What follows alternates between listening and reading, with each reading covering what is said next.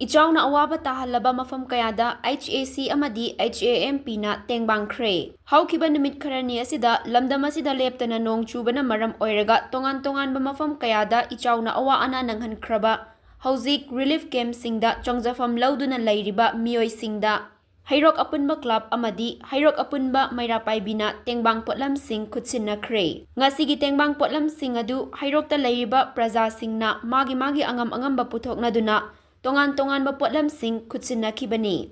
Maru oina Kurai top khongnang makhongda leiba Dalamfel High School da hangliba relief camp Kurai Haikru makhonggi Maitai Amadi Maitai Pangalgi hangliba relief camp ani Amadi Ichawa sina Awaba Mayoknariba Kayada chana thaknaba langbiriba cyclist Rohan Filemda kutsinakibani. Tengbangkhre potlam sing adugi manungda cheng thau hawai kangtak ising angang singna chana thaknaba potlam asina chingba kaya ama kutsinaki. Kutsinabagi khongchat aduda saruk yakiba Hairok apunba club ki president Wahengbam Zibanna fongdorakibada.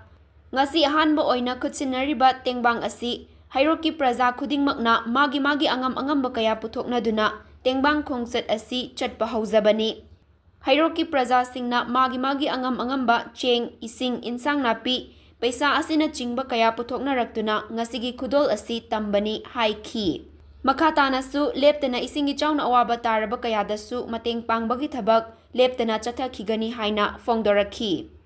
Ngasigi khongchata yaukiba Hairok apunma Mayrapaibigi convener Khundongbam Gunamani Devina fongdorakhibada handaki prakiti na piba ising Echaugi awaba asida khwaidagi fibam sokliba singi manungda Kurai Haikru makhongsu amani haiki. Manipurda lairiba CSO organization kayanasu mafam asida tengbang binabagi apambasu fongdokhi. Sarkarnasu atubada mityeng changbiyu haiki. Ngasigi tengbang khongchat aduga mari lainana Kurai Haikru makhonggi awaba taraba mafam kayabusu yengsinkhi.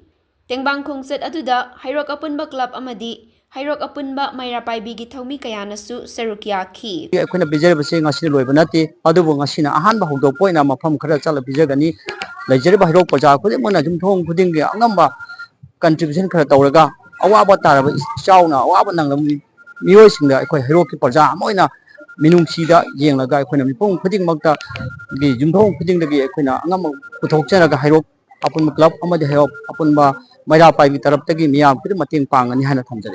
अखोइना Manipur लेरिबा प्रजा खुदिंगमक्ता हाइजनिंगे हौजी खुराई हाइक्रू मखोंग हाइबसिदैदा अखोइ चंगजरुरे yum 13 ने हौजी सोकलिसे अदुना मणिपुर लेबिरिबा प्रजा सिंगना हाइरिबा सोकलिबा मफमसिदा मतेंग